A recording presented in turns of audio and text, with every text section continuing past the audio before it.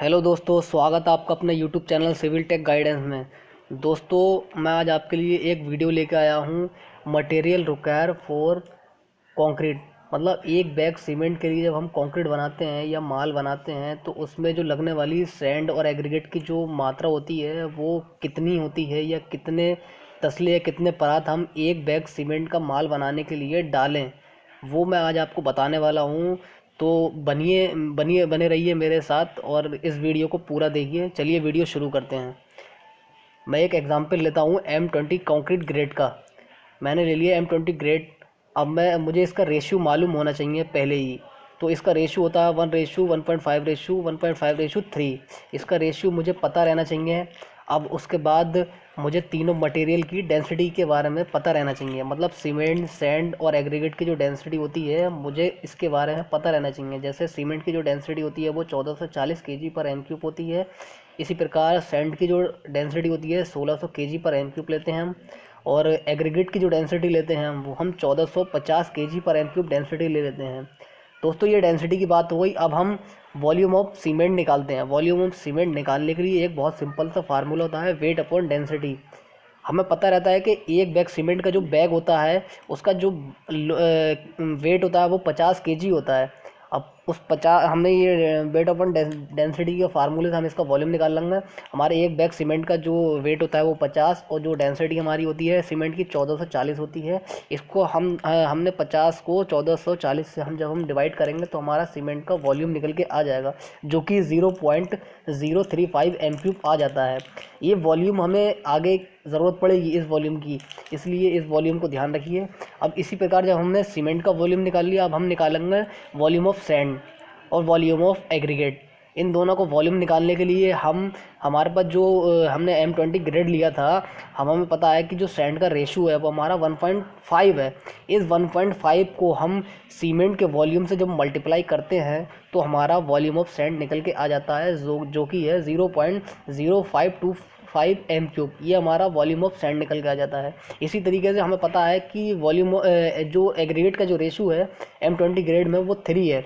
इस 3 को जब हम मल्टीप्लाई करेंगे सीमेंट के वॉल्यूम से, इस सीमेंट के वॉल्यूम से जब हम 3 की मल्टीप्लाई देते हैं तो हमारा जो वॉल्यूम ऑफ एग्रीगेट आ जाता है, जो कि आता है 0.105 m³ आ जाता है। अब हमें तीनों का वॉल्यूम हमें मिल चुका है। सीमेंट का भी मिल गया है और हमारे पास सैंड का भी आ गया है, एग्रीगेट का भी आ गया है। अब हम इस वॉल्यूम को कन्वर्ट करने के वेट में कन्वर्ट करने के लिए हमें तीनों की डेंसिटी के बारे में पता रहना चाहिए। अब हम वेट ऑफ सैंड जब निकालते हैं तो हमारा वेट ऑफ सैंड निकालने का जो फार्मूला होता है, जो हमारा वॉल्यूम ऑफ सैंड आया है उसकी डेंसिटी से जब हम मल्टीप्लाई देते हैं तो हमारा वेट ऑफ सैंड निकल के आ जाता है। अब हम वेट ऑफ सैंड को जब हम इसकी डेंसिटी से मल्टीप्लाई करते हैं तो हमारा वॉल्यूम ऑफ सैंड निकल के आया था 0.0525 आया है।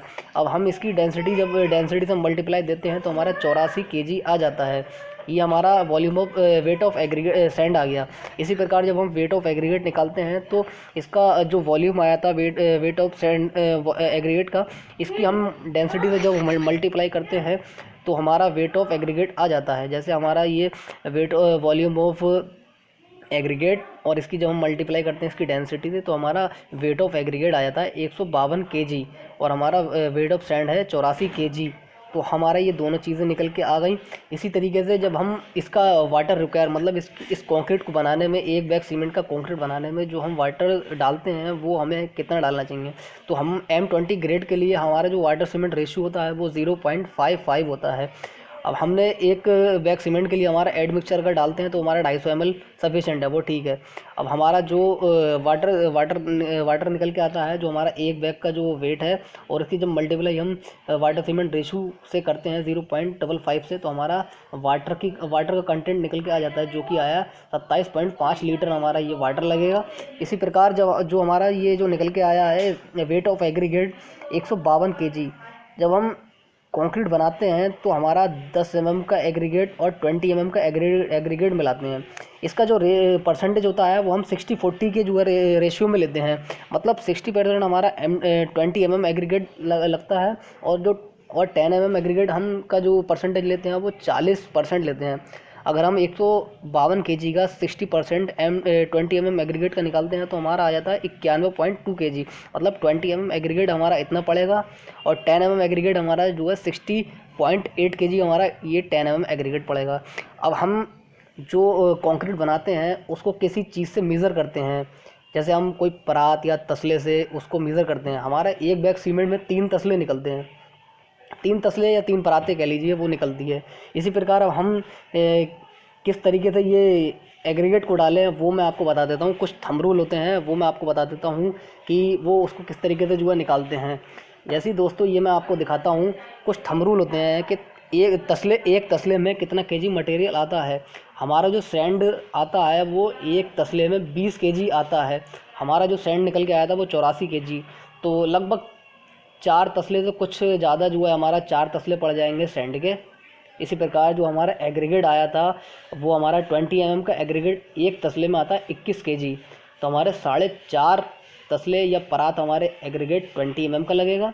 इसी प्रकार जो एग्रीगेट आता है 10 mm का तो वो हमारा आता है एक तसले में 19 केजी आता है। तो इस प्रकार हमारा जो 10 mm का एग्रीगेट के जो तसले 3 पड़ेंगे, इस तरीके से ये 3 तसले हमारे 10 mm एग्रीगेट के पड़ेंगे। दोस्तों मैंने जो आपको ये वीडियो बताया है ये एक फ्रेशर सिविल इंजीनियर को पता रहना चाहिए, क्योंकि जब कंक्रीट का वर्क होता है तो जो लेबर होती है उसको प्रॉपर रेशियो के बारे में नहीं पता होता है। तो जब कोई फ्रेशर सिविल इंजीनियर जाता है साइट पर तो उसको किस तरीके से रेशियो में माल बनवाना चाहिए या कंक्रीट बनवाना चाहिए ये उसको पता रहना चाहिए। क्योंकि बहुत सी जगह पे क्या होता है कि गलत रेशियो ले लेते हैं, और गलत रेशियो लेने के वजह से कंक्रीट में बहुत सारी प्रॉब्लम फेस करने को मिलती हैं। लाइक सेग्रीगेशन की प्रॉब्लम आती है, ब्लीडिंग की प्रॉब्लम आ जाती है, या हमारा वाटर जो कंटेंट होता है वो ज़्यादा पड़ जाता है या कम पड़ जाता है। अगर आपको इस तरीके से प्रॉपर वे में कंक्रीट बनानी है तो आपको ये सारी चीज़ें पता रहनी चाहिए, क्योंकि साइड पे आपको अगर पता होगा तो आप सही तरीके से कंक्रीट का वर्क करवा सकते हैं। दोस्तों इसी तरीके के टॉपिक देखने के लिए या टॉपिक को देखने के लिए मेरे यूट्यूब चैनल पर बने रहिए। मैं इसी तरीके के टॉपिक जो साइट से रिलेटेड हों या प्रैक्टिकल नॉलेज से रिलेटेड हों, क्योंकि ये सारी चीज़ें हम डिग्री या डिप्लोमा में नहीं सीखते हैं, ये आपको जब साइट पे जाते हैं तब सीखने को मिलती हैं, या आप साइट जाने से पहले ही यूट्यूब पर बहुत सारे प्लेटफॉर्म हैं जिसके ज़रिए आप ये सारी चीज़ें सीख सकते हैं।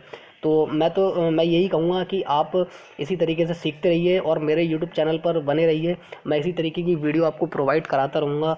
जैसे एस्टिमेशन से रिलेटेड वीडियो मिल जाएंगी आपको, और बार बेंडिंग शेड्यूल से रिलेटेड वीडियो मिल जाएंगी आपको, और साइट पे जो भी प्रॉब्लम फेस करनी रहती है या फ्रेशर सिविल इंजीनियर को वो प्रॉब्लम से बचने के लिए आपको जो नॉलेज की ज़रूरत होती है वो मैं आपको प्रोवाइड कराता रहूँगा। तो मेरे चैनल पर बने रहिए और थैंक्स फॉर वॉचिंग। धन्यवाद दोस्तों।